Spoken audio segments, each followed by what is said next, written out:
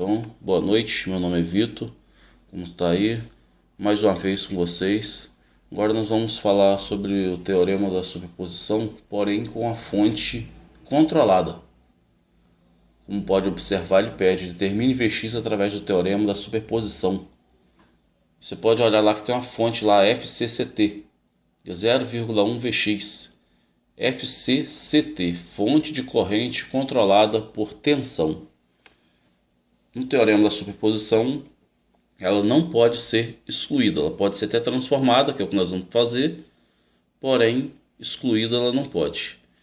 Então você pode analisar aí que eu tenho um R2 em paralelo com essa fonte de corrente controlada. Certo? Eu vou transformar isso aí em uma fonte de tensão e o R2 ficará em série.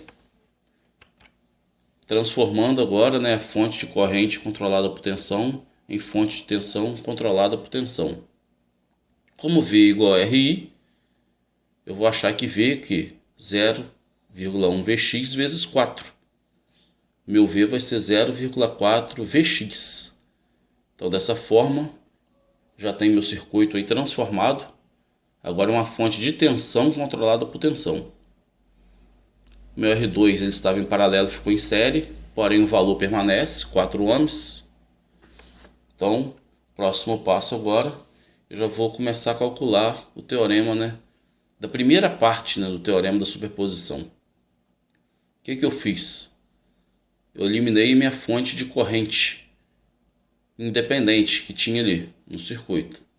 Como é que eu faço para eliminar ela? É só substituir por um circuito aberto. Pode ver que ela sumiu. Onde estava o Vx ali embaixo, ali tinha uma fonte de corrente. Ficou um circuito aberto. Apenas uma malha para me calcular. Então, aplicando aí, começando aí pelo teorema das malhas, vou começar ali, eu apliquei a corrente I e o sentido. Olha o sentido que eu apliquei. Baseado aí, a gente começa a calcular. Começando do V1. Mais 25 volts no V1. O R1 é uma queda de tensão, assim como o R2. Então, vai ser menos 20I, que é a corrente que passa por ele. Menos 4I, que é a corrente que passa pelo R2, menos 0,4 Vx, que ali ele está consumindo, ele está como consumidor, por isso ficou negativo. Isso tudo igual a zero. Então eu tenho a minha primeira equação, 24I mais 0,4 Vx igual a 25. Eu preciso de uma outra equação, Eu tenho duas variáveis. Então vamos analisar aí, através de uma análise nodal. Eu posso ver aí que o meu Vx, se eu fosse medir ele, minha referência, é o negativo da fonte. Ou seja, lá embaixo, na linha de baixo, minha referência é ali. Se eu fosse medir entre a referência e o mais da minha fonte V1, eu ia achar 25 volts, certo? Agora, se eu for medir entre a referência e o Vx, eu vou achar 25 menos a tensão que está ali no R1. E qual é a tensão do R1? É 20 vezes I. V igual a RI, então a tensão ali é 20I. Então daí eu já posso analisar o meu Vx. O que seria o meu Vx? 25 menos 20I. Essa é a tensão do meu Vx. Com essas duas equações eu vou substituir. Substituindo o Vx na primeira equação, eu tenho lá a primeira equação, 24I mais 0,4 Vx igual a 25. Substituindo Vx aí por 25 menos 20I, como eu substituí embaixo aí, eu vou achar uma corrente de 15 sobre 16 amperes. Achei meu I? Basta ir lá na outra equação e substituir meu I. Vx é igual a 25 menos 20I.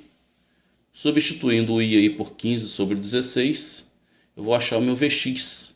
Meu primeiro Vx com o valor de 6,25 volts. Então já tenho o meu primeiro.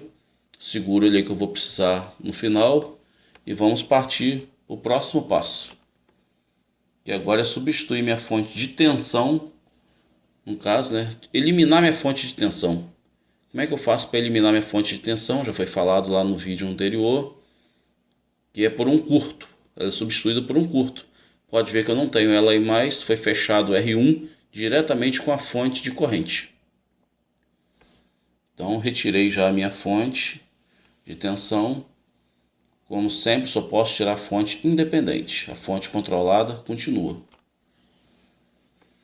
Agora eu vou aplicar o método das malhas. Eu quis aplicar esse método, tem vários outros métodos. E começando aí, você pode analisar que eu já polarizei meus resistores conforme o sentido que eu escolhi da corrente. Então eu escolhi o I1 para um lado, o I2 para o outro lado. Começando a analisar a malha I1. O que eu tenho ali? Vx menos 20 I1 igual a zero. I1 é a corrente que passa no R1. Meu Vx foi igual a 20 I1. Essa é a minha primeira equação. Agora vamos para a malha 2, que é ao lado. Começando no Vx, obedecendo o sentido e a polarização do resistor. Vai ficar Vx, como R2 é uma queda, menos 4. A corrente que passa por ele é o I2, então menos 4 I2. Menos 0,4 Vx. Como eu falei, é uma bateria, um consumidor, então fica negativo. Isso tudo igual a zero. Então minha segunda equação é 0,6 Vx menos 4 I2 igual a zero. Dessa forma eu já posso substituir o Vx, né?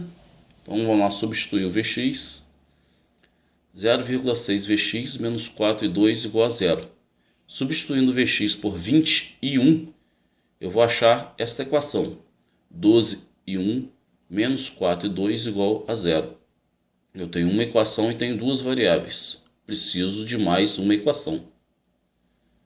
Então, para essa segunda equação, o que eu faço? Aplico a lei de Kirchhoff das correntes no nó Vx. O que a lei de Kirchhoff das correntes fala?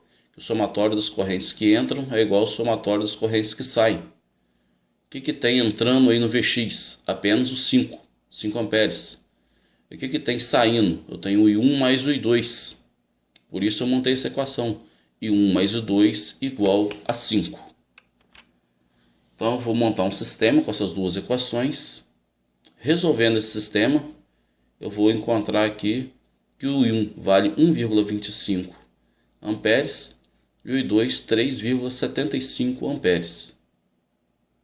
Vou substituir o I1. Pego aquela equação, Vx igual a 21. Substituindo o I1I, que é o valor de 1,25 amperes, eu vou encontrar que o meu Vx, meu segundo Vx, ele vale 25 volts. Então, analisando lá atrás, o meu primeiro Vx que eu encontrei foi 6,25 volts. Nessa agora, eu encontrei o Vx de 25 volts. Então, o meu Vx mesmo total que ele pede no exercício é a soma dos dois. Então, somando 6,25 mais 25, 31,25 volts. Esse é o resultado final do Vx. Mais uma vez, obrigado pela sua atenção.